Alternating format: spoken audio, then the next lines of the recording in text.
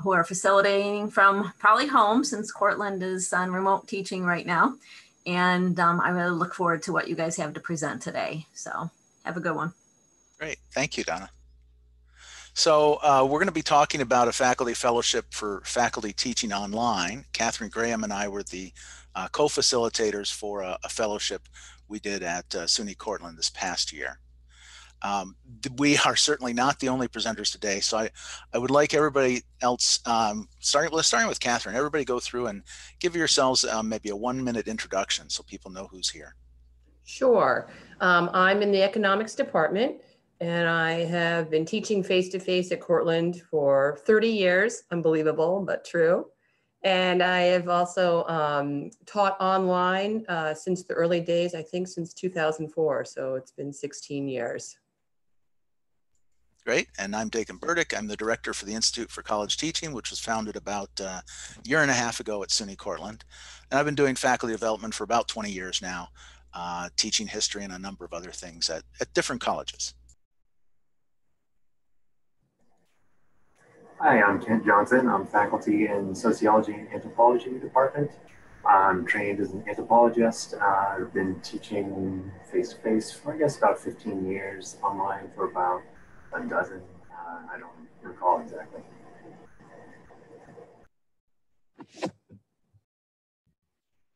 Hi, my name is Greg Fallon. I serve as the chair of the chemistry department and a full professor at SUNY Cortland. My background is in materials chemistry and education. So while I was a PhD student, I also did a master's in education concurrently. I've been teaching in the classroom for about 22 years and online for about close to 20, doing different kinds of technology type things for the classroom. So podcasting, iTunes University back in the old days, different kinds of tools and things along those lines.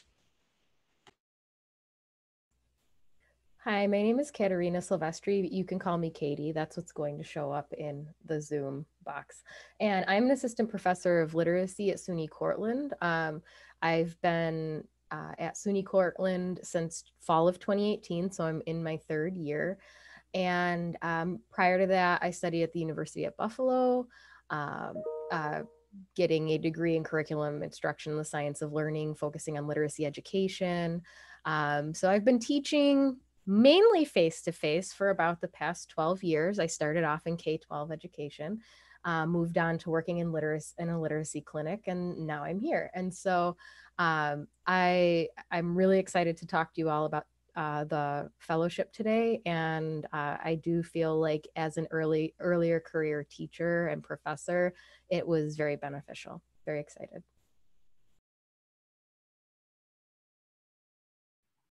Hi, everyone. I'm Helena. I'm in the physical education department since 2011.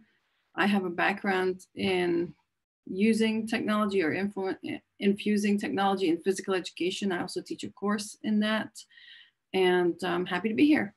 And I know that Sheena still has to go as well. Thank you, Helena. Hi, everyone. I'm Shanna Salvato, and I'm a lecturer in the Modern Languages Department at SUNY Cortland, and I specialize in working with teachers of English to speakers of other languages, so working with pre-service teachers there. I've been at SUNY Cortland since 2006, began working with our international students in English support classes for English as a second language. In addition, I've taught at Cornell in the summer English for International Students and Scholars program since 2012 as a visiting summer lecturer. I have a background in elementary and special education and a graduate degree in teaching English to speakers of other languages. So my background is in pedagogy, but no background in online teaching. So I started online teaching online a few years ago, and I'll be talking a little bit about that connection later on.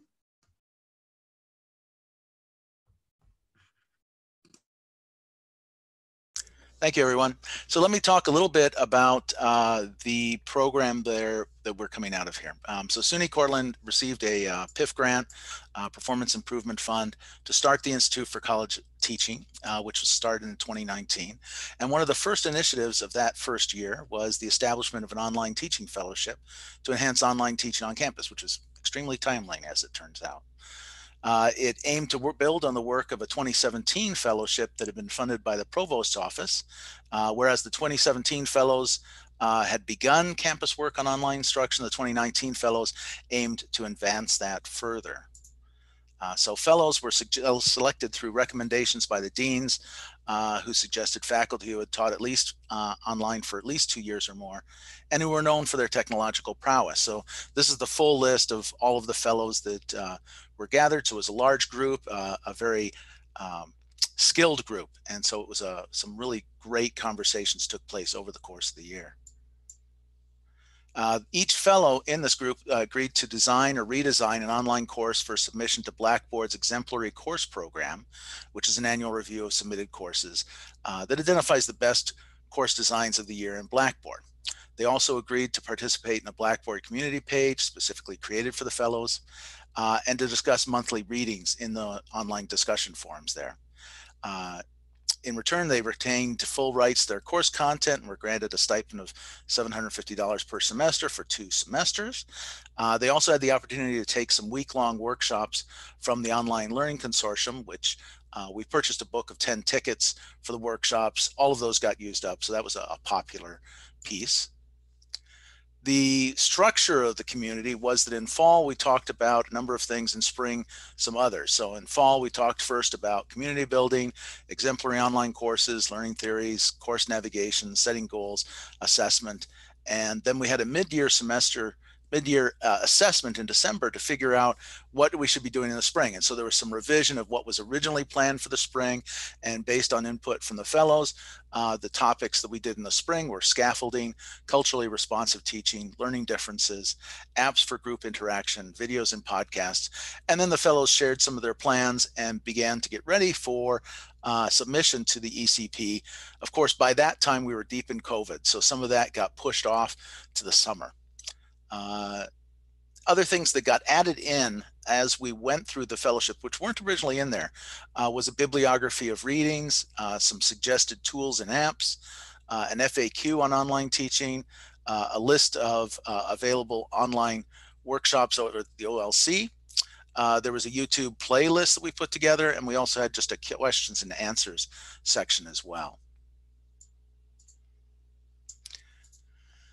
So the initial readings were one thing that changed. They were originally largely from faculty focus, but the fellows asked for more rigorous research. So we changed to peer-reviewed articles, and that grew into a bibliography that Alicia Shear, who's one of our librarians, helped with.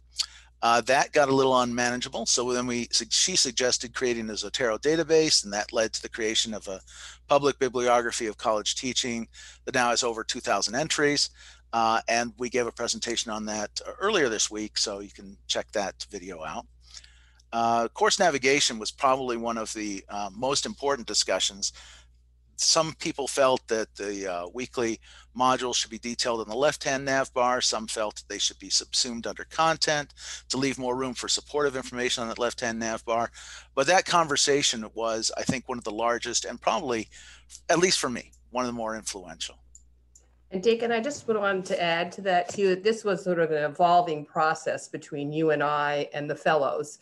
We didn't go into this with a concrete, we're going to do this, this, this. This was very much a give and take and discussion. And we didn't really have anything that we could find that would really provide a plan for us. So we came up with it. So just to make that point. Yeah, it was very much a work in progress, especially at the start. Yeah, exactly. Yeah. So what were the outcomes of this? Well, 8 fellows have served as faculty champions during the pandemic, which is a group that's helping colleagues make the transition to online learning. 6 fellows have given webinars on online teaching to the rest of the campus. 5 have submitted their courses to the Exemplary course program. Another 8 plan to do that at the end of the fall semester. 4 of the fellows serve on the online teaching group, which develops guidance and policy on online teaching here at SUNY Cortland. And then Katie Katerina Silvestri presented in a SUNY-wide webinar on Flipgrid, and Helena Baert administered a survey to all the phys ed students on their learning experiences during the pandemic. That provided rich data that informed our campus practice. And as I mentioned before this program, she's just given a presentation this week on that. So I definitely recommend you check out that video as well. So with that, I think we're going to move to the panel discussion. I have managed to list all the fellows this time. Didn't screw up on that one. And this is the order we're going to go in. I'm going to give each panelist 7 minutes to present. And if you go over, I'll give you a little note, okay? So we make sure we stay on time. But with that, Shenna, could you start us off? Absolutely. Thank you, Dakin. So I'll be focusing on two areas, basically, that I took away from the participation in the fellowship. One being the interdisciplinary connections that were made and that developed and that actually continue beyond the ending of the fellowship. And then also the reaffirmation of my own work. I feel that sometimes online teaching can feel a bit isolated and isolating from an instructor's perspective, and having the opportunity to engage with other people was really beneficial. So with regard to the interdisciplinary connections, at SUNY Cortland, we are in 3 different schools. So we have the School of Arts and Sciences, which I happen to be in. And because I am working with pre-service teachers, I'm in the Modern Languages department, but working with pre-service teachers. And so we also have a School of Education, which is separate. And then we have a School of Professional Studies. And so for me and those of us who are working with pre-service teachers, this gave me a really valuable opportunity to connect with folks both in professional studies and in the School of Education, when I find that we typically don't have those opportunities to connect and engage. So I really appreciated the fellowship for that. But then on top of working with other folks working with pre-service teachers, was interacting with people in different disciplines who are, say, physics professors or chemistry professors working in these different areas, economics, that are very different from what I'm used to, both in the world of languages and in the world of working with pre-service teachers. So those connections I found were, it helped to get me out of my silo of thinking the way that I think from my own perspective, helped me see what other instructors were doing and what their needs were in their specific fields. And I think most valuably, it reminded me that my students are engaged in all these other disciplines as students. And so it helped me be able to see from an instructor's perspective, to remind myself, oh, my students are taking these science classes or these economics classes, and they're experiencing engagement with content in very different ways from the way they experience it with me as working in pedagogy, for example. So those things were really valuable. And I'll loop back to that in just a minute as well after I talk about the reaffirmation. But going into that idea of how my work was affirmed by engaging in the fellowship, while I had a strong background in pedagogy and a lot of teaching experience from preschool through university and graduate level, I didn't have any formal training in online teaching before engaging in this fellowship. I was fortunate to have taken 2 really high quality online classes in grad school back in the days of dial-up. So it was a very different experience with regard to the tools that we had available to us.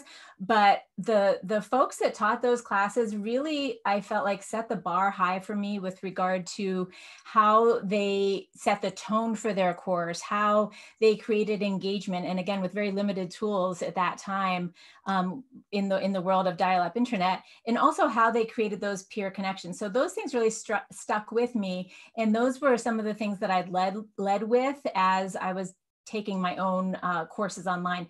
So I think it's important to say as well that the courses that I currently teach online and that I began teaching online were, I had previously taught face-to-face and then shifted them to an online environment. They weren't initially designed for being online classes. So through the fellowship, going back to that, I was able to both see and hear what my colleagues were doing. And it was helpful for me to see, oh, okay, what I'm doing is making sense. Other people are doing something similar and they're finding success with it. And again, it wasn't just our own opinions, but a lot of folks were sharing the surveys that they had done with their students and the feedback they had gotten from their student population. And that was really beneficial to, again, just reaffirm and to have that support for what I had been doing without that formal training. The other thing that was really reaffirming was just engaging in the platform that we use to teach from, which in our case is Blackboard, as a participant. And I highly encourage anyone who is teaching online to go into that mode of either student or participant, whether it be a fellowship or a workshop or an online course. Do something so that you can put yourself in the shoes of students. And I felt like the fellowship experience really provided that for us, to remember how it feels to navigate and what is easier and what's more challenging, and to see different ways of doing things as well. Because as with anything, we can't make everybody happy no matter what we do, but how can we mix it up and try different things and try to best meet the needs of all of our students? The other thing that was really helpful for me as a participant in the fellowship was the access to, exposure to all sorts of different tools that people were using. And as Dakin mentioned at the beginning, we had then collected these shared documents of resources and tools and so forth. And just seeing what other people were doing and using allowed me to then incorporate those into my own work as well. And along with the tools themselves, just the approaches that people were taking to sharing their content, connecting with their students. Also, and this kind of ties back into the interdisciplinary connections piece, but the ripple effect of being able to participate in that fellowship last year is certainly still being felt. So as Dakin mentioned, with the Summer Online Learning Consortium, I was one who took a workshop this summer. And not only did it, again, put me in the shoes of a student, it allowed me to connect with people from many different locations, many different institutions, to see what they were doing and get more exposure to more tools, and again, feel what it's like from that student perspective. And as Dakin also mentioned, participating as a faculty champion and giving webinars and being in the online teaching group. So I feel that the participation in the fellowship was really a springboard to a lot of those other things that I'm sure will continue. Thanks, Jenna. Yeah. Kent?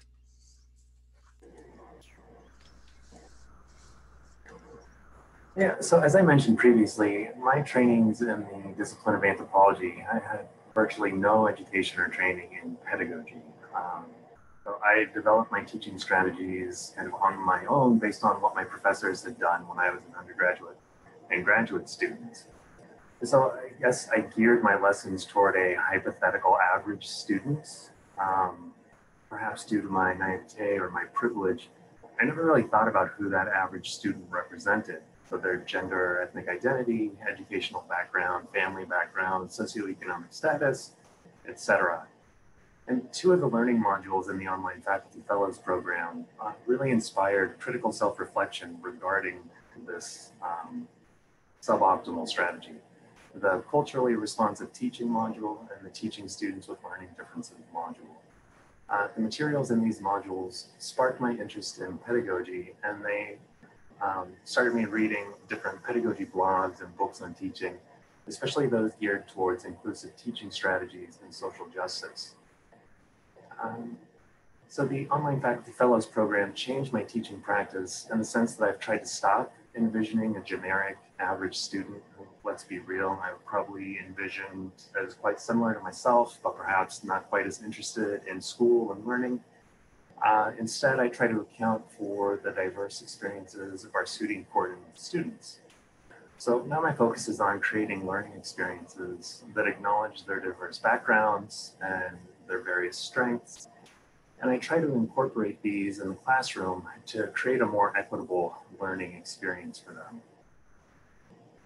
In terms of how the Fellows Program influenced my teaching during the pandemic, it was primarily by inspiring me to seek out more information on pedagogy.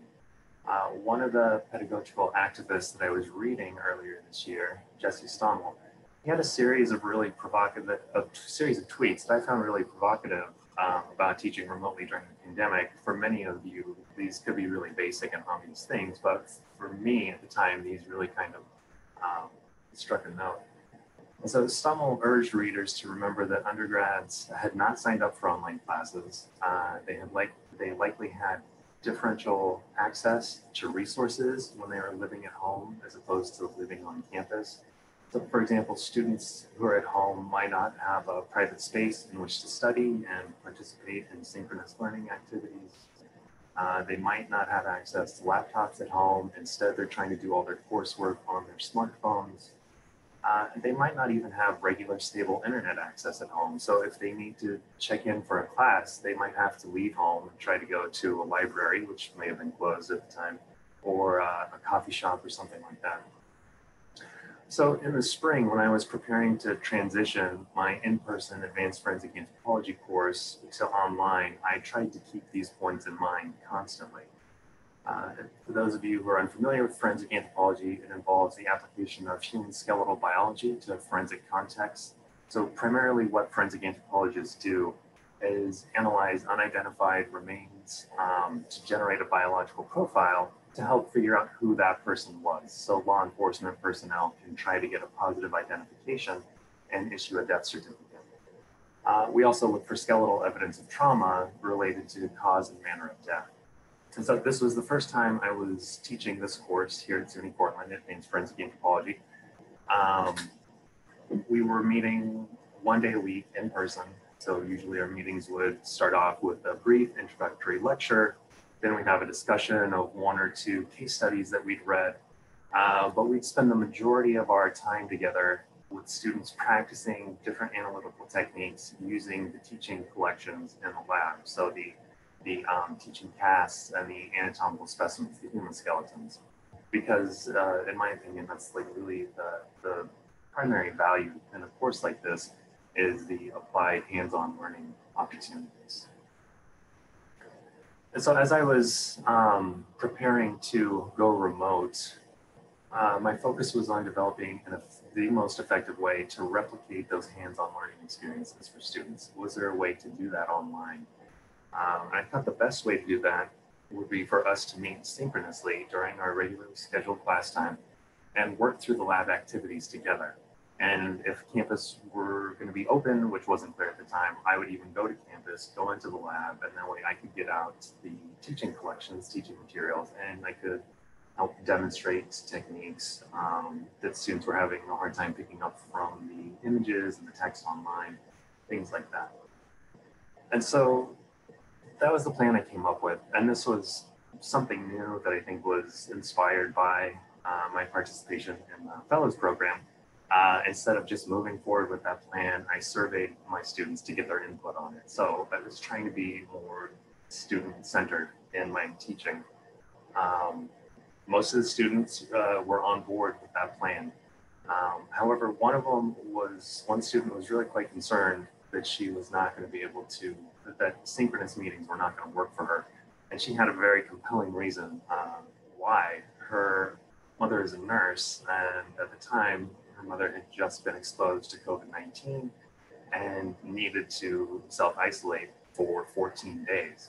And during that period, the student in my class was going to be the primary care provider for a much younger sibling. So in reality, synchronous class meetings were just not possible for her. So what to do? In my mind, there were two options. I could go synchronous, which would provide, I thought, the best learning experience for most students, and then record those meetings so that that student and other students who would have to miss classes could then watch them later when they had time. But I started wondering if that would be an even more isolating experience, because it would be a constant or a regular reminder of what they were missing out on. So the other option I thought was to go asynchronous, have students complete the lab activities on their own, consultation with me during office hours, and also using discussion boards so that they could interact with one another about what they were seeing in certain images of different bones and different skeletons, to try to stimulate that small group learning experience. And that second option, asynchronous, would, I thought, be more equitable for all students. And so with online teaching, it's easy to fall into a trap of thinking that more technology and more synchronous activities and more dynamic interactive activities are always better.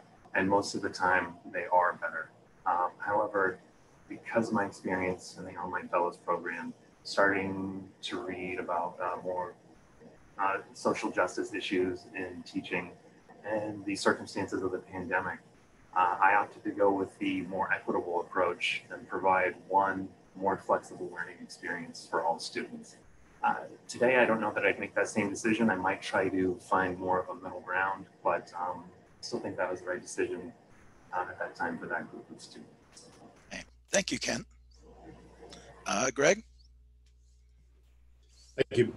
So I want to talk a little bit about why I got started in the Fellows program, and then see a little bit of, or share a little bit of information about how I use that information from the program and what we're doing with it in my department.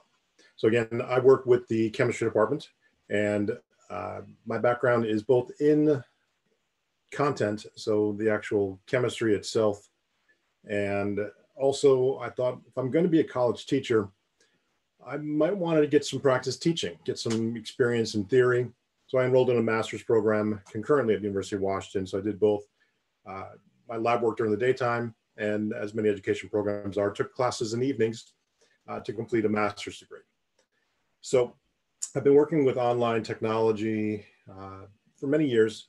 And for me personally, it's a way to go through and create content, and then also share that content, evaluate how well it worked, and then decide if I want to reuse the content, update the content, or delete and not use that content anymore. So what originally appealed to me for this program was, I don't know about others, but I would get bombarded, it seems every day, and this spring in particular was challenging, with lots of requests for use this technology, or attend this program, or come to this workshop. And I get them from my guild, the American Chemical Society, American Association of Physics Teachers, National Science Foundation. So all over the place from the content side, and then from publishers, the same thing. Come try our new tool, come try this new website, come buy our book, and which comes with all these extra things. So what really appealed to me about this program on our campus was this wasn't a way to go through and learn about some new technology, learn about some new techniques that to a certain extent had been peer reviewed already. So having someone filter through some of these offers and really drill down to the ones that someone felt was important, that was really appealing to me. So I could kind of cut through the noise and get to the really good content that I know is out there.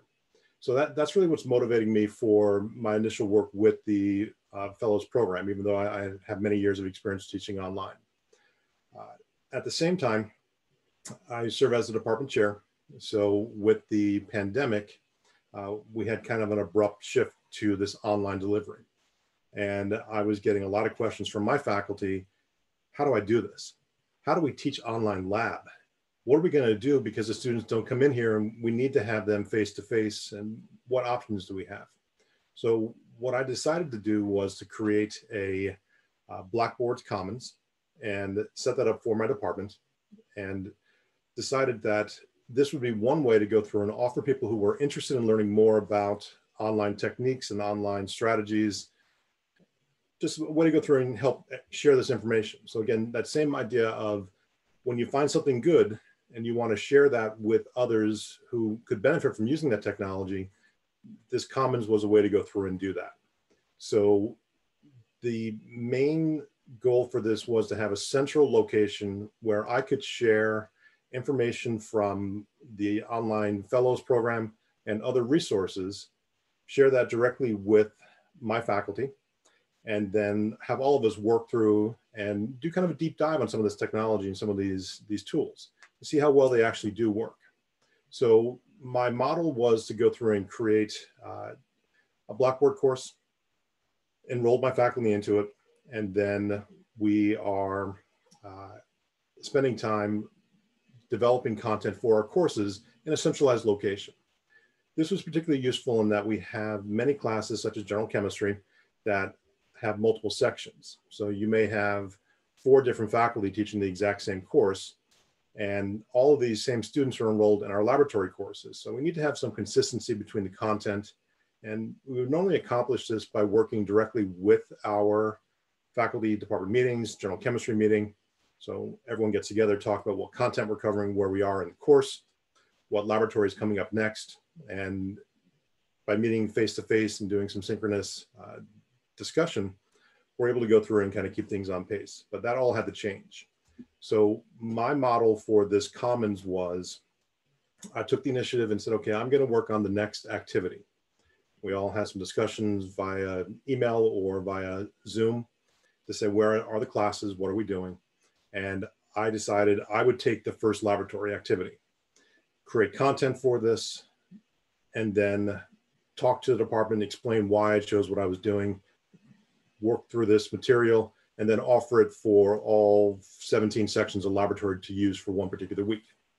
Second step in my model was to go through and partner with another one of the faculty and replicate what we had just accomplished in week 1, or in this case, week 7 of the semester, and go through, create new content, and really spend time working with that person in my department individually, making sure I address any issues that they have, any questions, kind of explain the whole idea of how this could work, what our options are.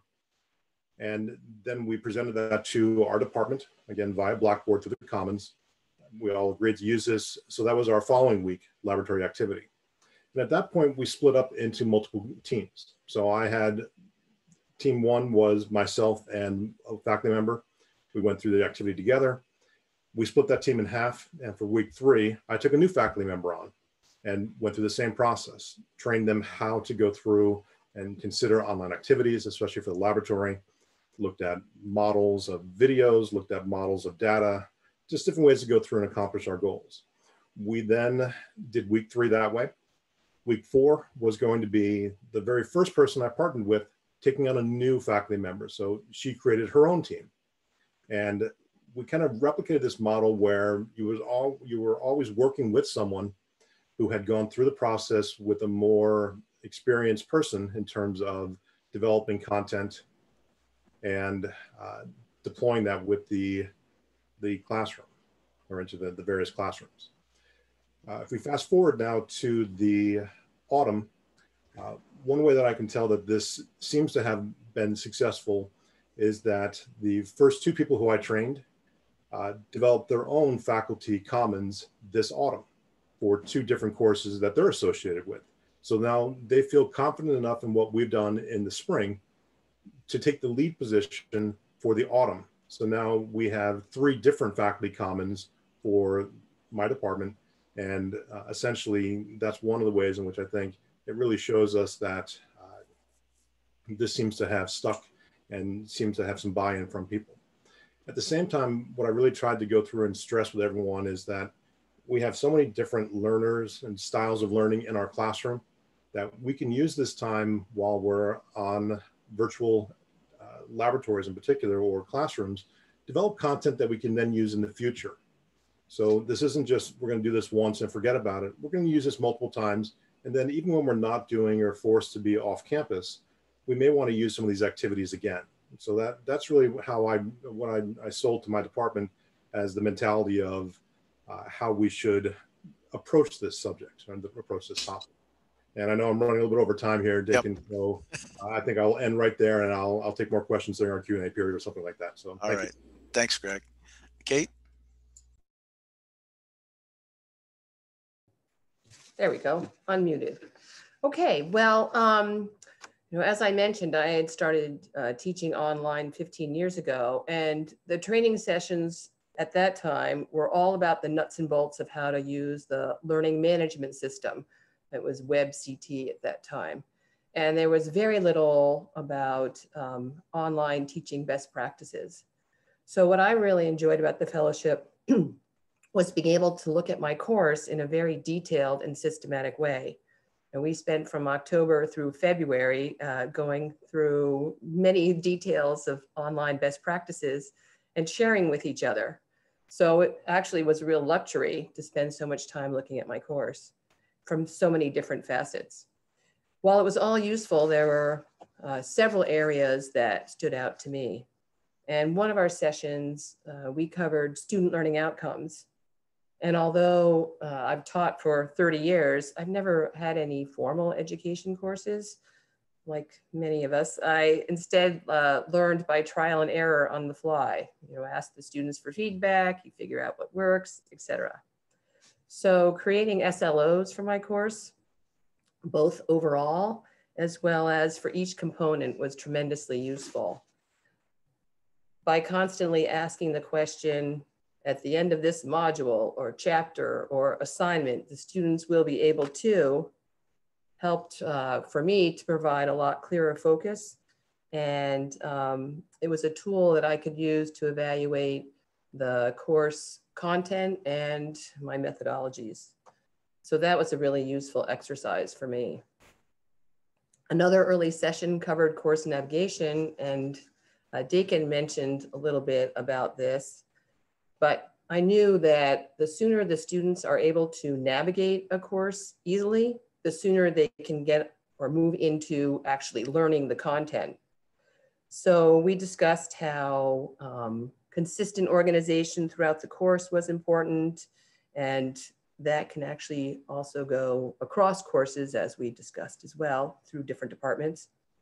And although I had intuitively made my design, I thought was a fairly easy navigation, I'd never really formulated a list of items that I could use that may help with that. So our discussion provided several tips. One was to consider minimizing the number of clicks to get to a page. Another was using dividers, things that I should have known, but maybe not. I didn't have a chance to. Using dividers to organize information, repeating information multiple times in multiple places, and adding a button that would allow students to check that they had reviewed that content area, so they were better able to keep track of their progress. The discussion also made it apparent that we all had different navigation systems. It was a huge variety, and we were discussing the merits of folders versus modules, or organizing your information by date or by content, menus with many items, menus with few items. But all of those discussions were really helpful to me because they helped me hone in on what was important to me. Another area that I also enjoyed in the conversation was building a sense of community.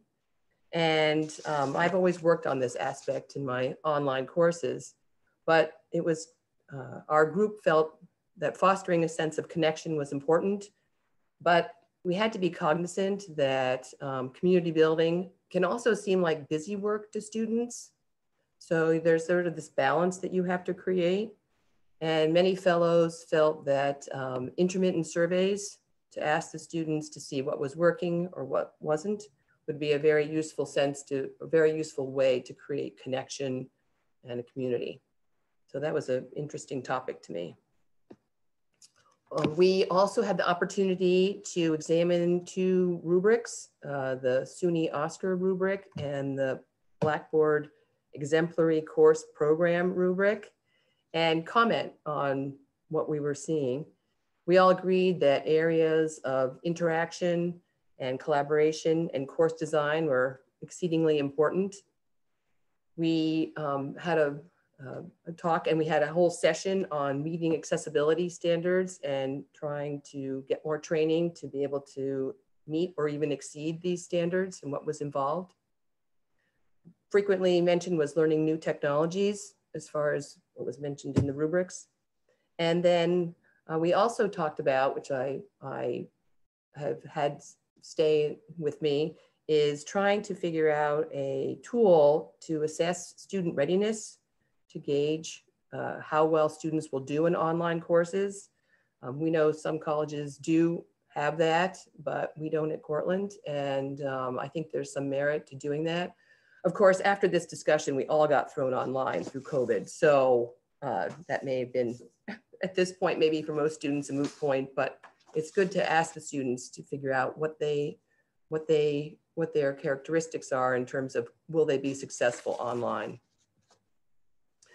Another important topic that I enjoyed too was using the SUNY's MTech Wiki. I was familiar with MTech Wiki with its predecessor. That was the TOEP, the Tools of Engagement project, and enjoyed that. So I was thrilled to have another chance to get into it. The MTech Wiki is a site that enables you to, as they write, explore emerging technologies for lifelong learning and success.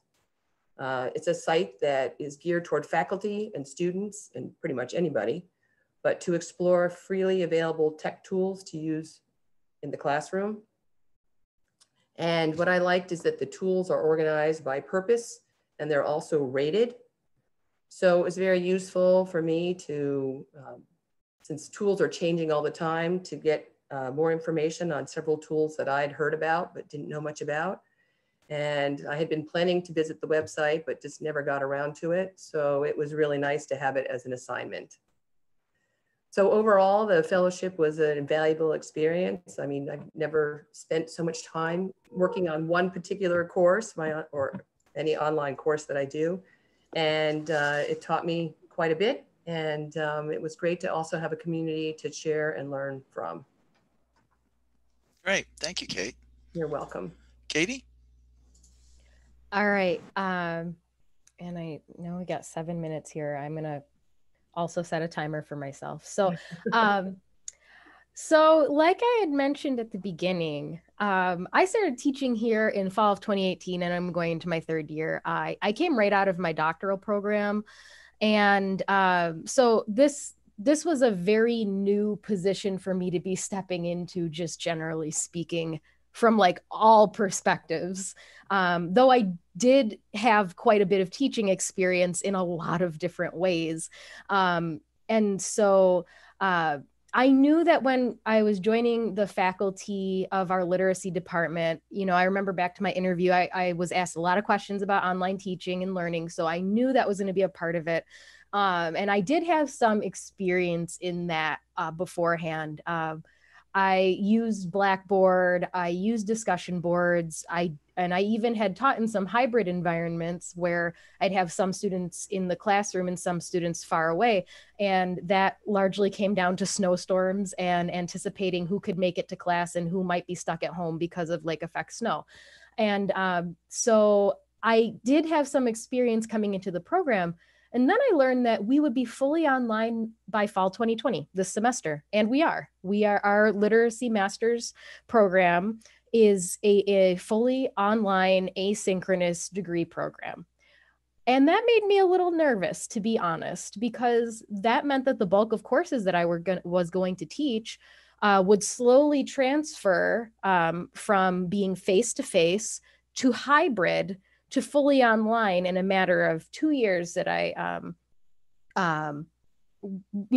had started here. So I was nervous. And then I recognized that, in this online teaching fellowship, this was a space for me to do that, like learning that needed to happen for me to take the pedagogical knowledge that I knew very well from my years of teaching experience in different settings to an online environment. I was skeptical about it at first, about my ability to create the same kind of community and discussion-based and student-centered learning experiences that are a really core part of my teaching philosophy. And so for me, this fellowship was a really important step in my learning because I wanted to learn everything I could so I could do the best by my students in this online program. And so when I started it, I was like Shanna had mentioned, I was excited to be in the role of student again. it was fun to be learning from people who had been teaching online for quite a while, but also from people who have been teaching at SUNY Cortland for quite a while, because I'm still early career faculty and still new to this campus at that point. So I felt like I was getting to know people in different departments and learning from folks in different disciplines. And like Shanna had also mentioned, I was connecting from folks outside of the School of Education. So I felt like having a deep background in like pedagogy and literacy theories and learning theories in general really made me feel like I had something to offer. And so I was being mentored in a lot of really great ways, but then I felt like I also had something to offer as well. And I think that was really helpful in my kind of development and finding my footing here on campus. And like Kate had mentioned, we established a really good sense of community by, the end of the first semester. And in a lot of ways that's continued to this day because of, being in the time of COVID. So there are two kind of things that I want to talk about that really have been takeaways specifically. So in the group, we talked a lot about self-assessment of our courses. Like Kate had mentioned, there were different rubrics that we use and continue to use. And I realized that a really big part of online teaching is being diligent about recording the problems that arise with course design and facilitation, as well as solutions to fix them, as well as ways that if those solutions could be improved upon for next semester, because there's like the solutions you have to take care of on the fly. And then they're like, okay, how can we make this better? And working on that reflective practice. And then I realized that there are some unique matters that come up when you're in a teacher education program, and specifically when it comes to literacy, because so many of the practices that we're engaging in online have to do with digital literacy. So we're like, oh, this is really interesting. This led us as a department, spearheaded by me and really supported by Nance Wilson, who's also in the group, to do a self-study of our pilot year, which is what we're actually doing now. And this has been amazing. Our department has really come together to problem solve problems as they arise, to engage in self-study methodology as we teach our courses. And even today in our department meeting, we were talking about how can we better build community in a really organic way that stems from our graduate students rather than coming from the top down from us. And we had this wonderful conversation about it and an action plan that involves our graduate assistant as like being the head person on this. And she's interested in that. And so I feel like, that's kind of helped,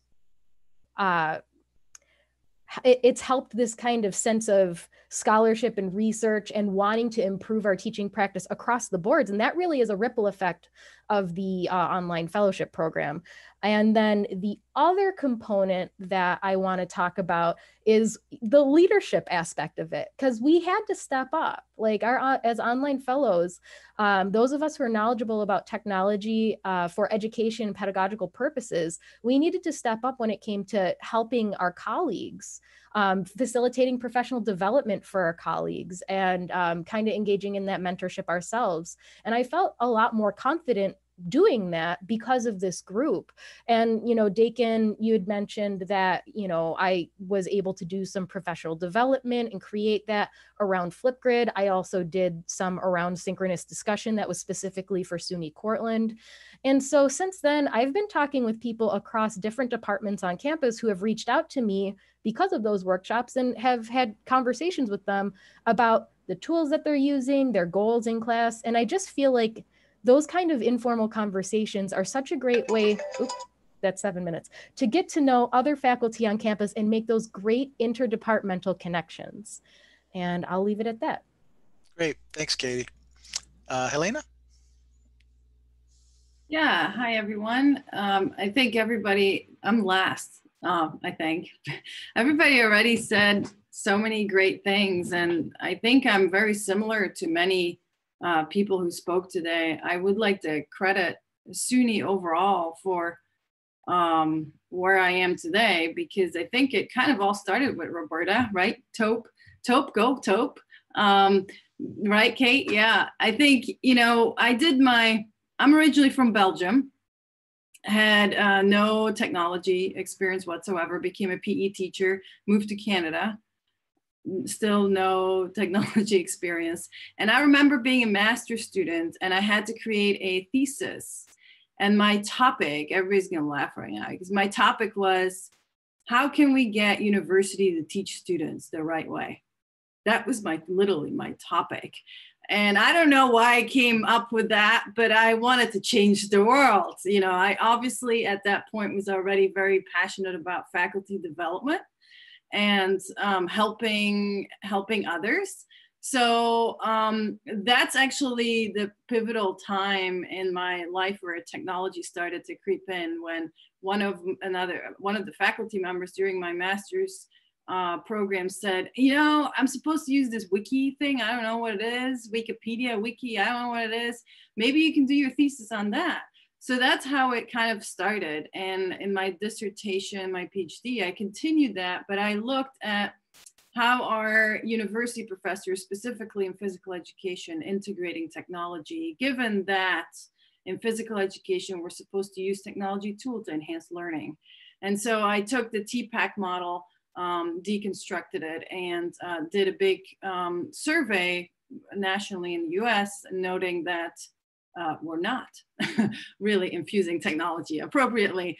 So that kind of sparked everything. So I'm always learning, and I say, you know, I will retire once I stop learning. So I keep learning from the best. And I knew already a lot about technology coming in, but kind of like what Greg mentioned is that knowing that you can be in a group that has different experiences, but also where the heavy lifting has been done for you, where you can get the best practices offered to you and you can discuss them rather than look everything up, which seems like any of those change agents that we all have been. That's how we all started.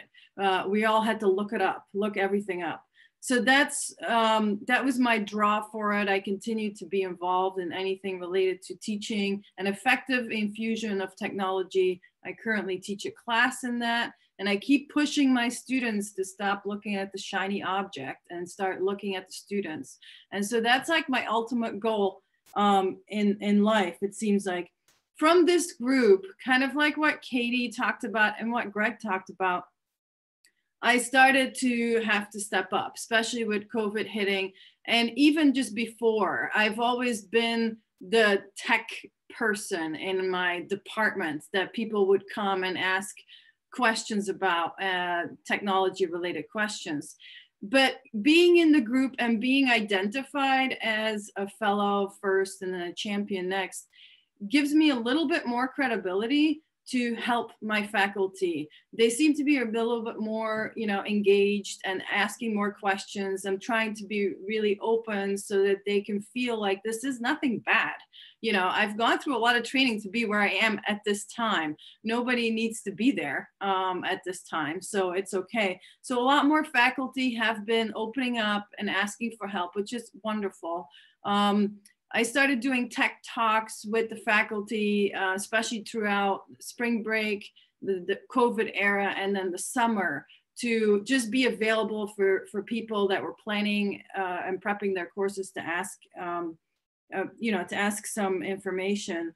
And yeah, I think that the biggest thing that I got away from it is that group, you know, the group that we've created, and now that we're continuing, it gives us a way to discuss freely with the knowledge that we have. So we don't have to start from fresh when we talk about technology, because all of our group went through this program. So we have a certain base knowledge in technology and pedagogy. So when we talk about things, we kind of come from a different starting point than when I would talk about it with my faculty.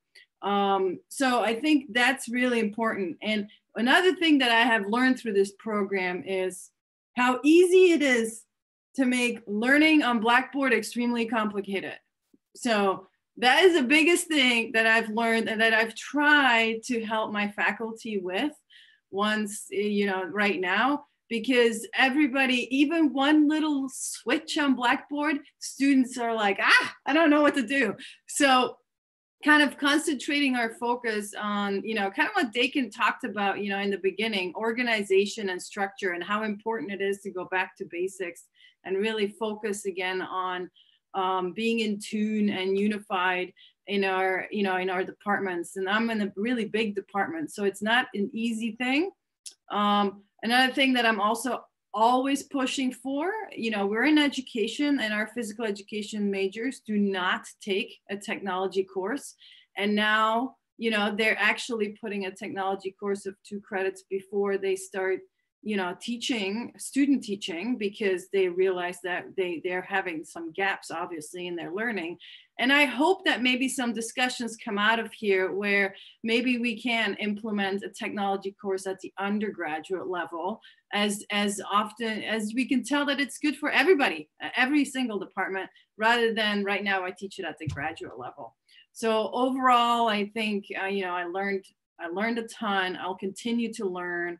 And, you know, the last thing I'll say is that sticking with this group allowed us to get the best training throughout as well, which, you know, SUNY keeps pushing forth an immense amount of quality training. So thank you for that.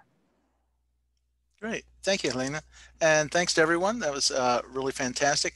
To the folks that are watching, we have about 15 minutes to answer questions. So please, if you would just either unmute your mic or put something in the chat, the panelists will be more than willing to answer those. I should mention that I will be including our contact information with this presentation. So if you come up with questions later, you can email people. And also, well, maybe not also. Okay, well, I'm not sure what happened to my last slide there. Let's just leave that one up, shall we? Are there any questions?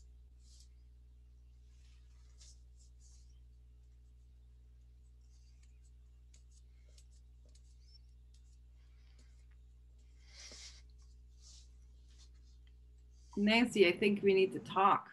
Nancy Kane. I don't know. Are you in a video, Nancy, somewhere so I can see a face, if that's possible? This is cool. We're gonna need to chat. Yes, absolutely. Thank you so much for being part There of. you are. Yes, absolutely. I'll send you an email. Thank you. Awesome. Great to meet you. There is a question as to what's going to happen in the future with the Institute. Okay, so I think I can address that. The fellowship that we're talking about was funded by the PIF grant. We are no longer receiving that sort of money, so we can't pay for that. We have a number of other programs that are kind of continuing that work. So we've put together a set of training modules that we've had over 90 faculty have gone through on hybrid and online learning. We have the online teaching group, which is meeting weekly, and they're producing materials on a weekly basis, and we're pushing those out. So there is a continued effort at online instruction and its support. And of course, you've seen that all the fellows here also have their own directions that they're taking their leadership. So I think that's going to continue. We would probably look for funding in the future to see if we can do this again. I don't think that's going to happen this year, though.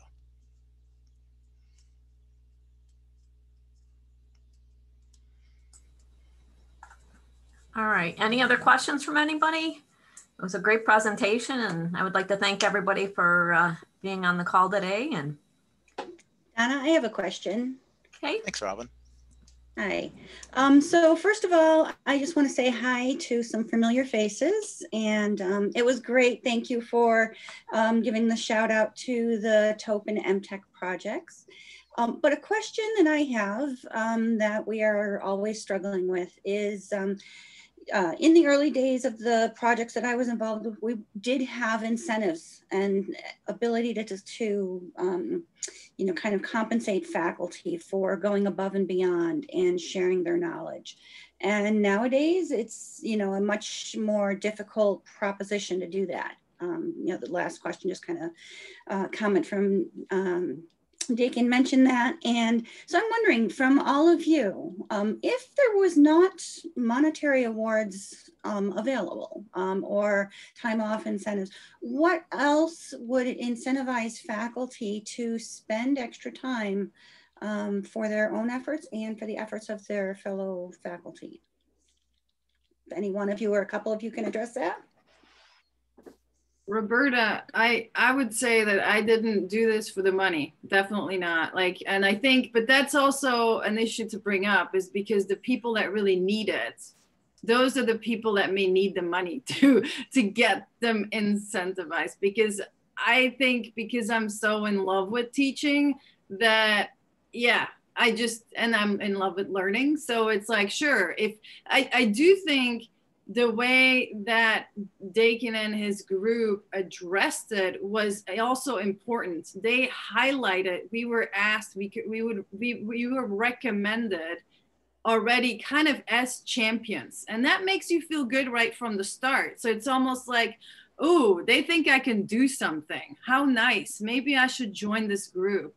So, you know, I guess that's a different way of trying to get people to come on board, is saying, we like what you do.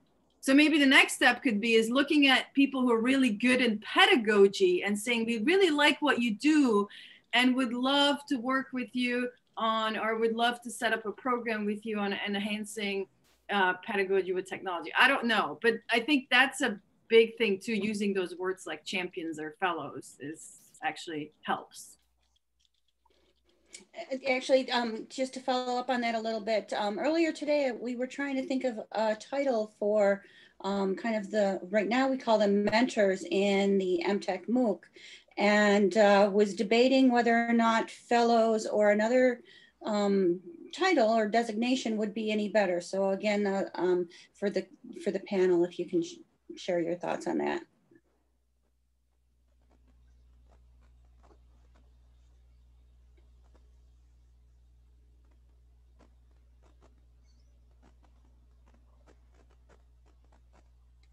Anybody?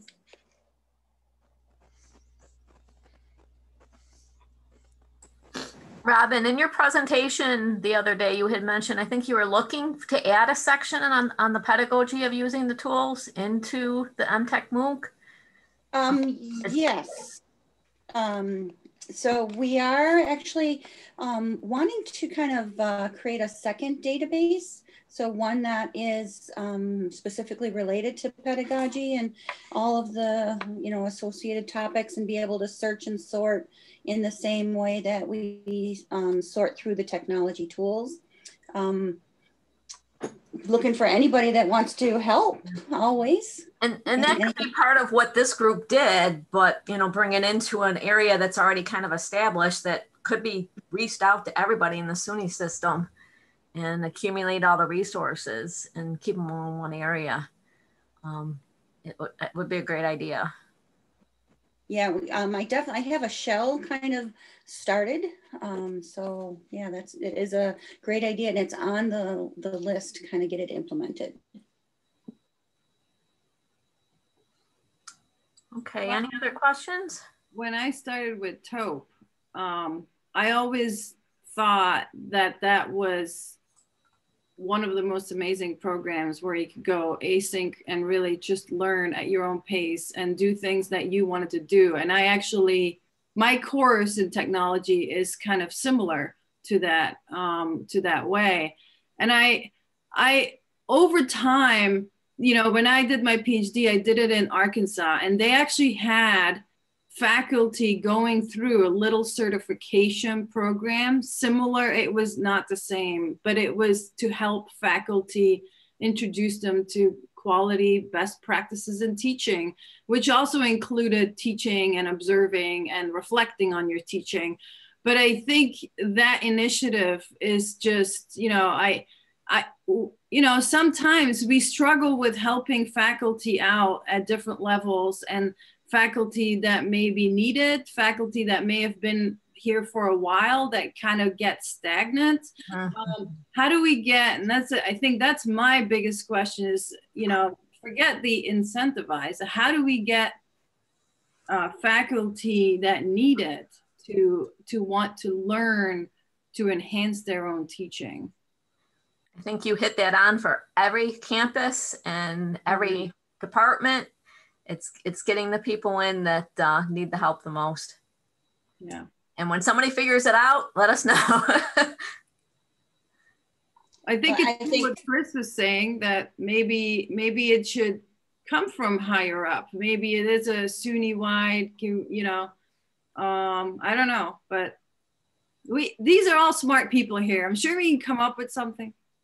Just let me just say that I think that one of the things is you can do a top-down sort of construction, and that will get people to do it.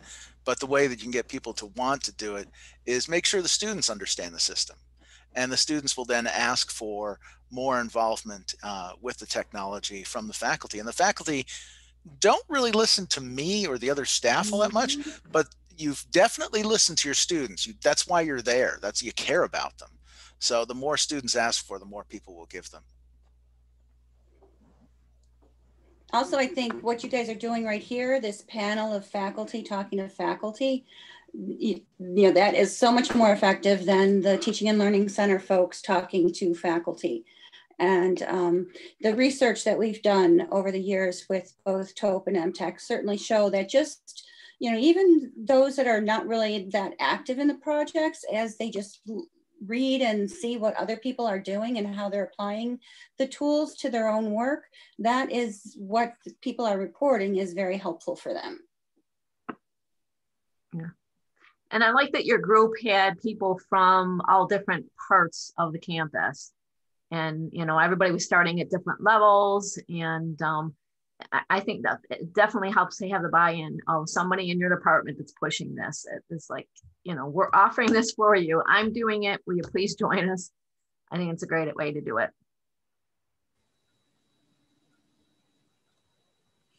All right. Any other questions? All right, I'm seeing a lot of great presentation in the chat, and it's impressive just to get all these people together in one group to present at one time was probably a lot of work. Okay. So it looks like we're finishing up, huh? Yeah, okay, I think so. Thank you all. Thanks, everybody.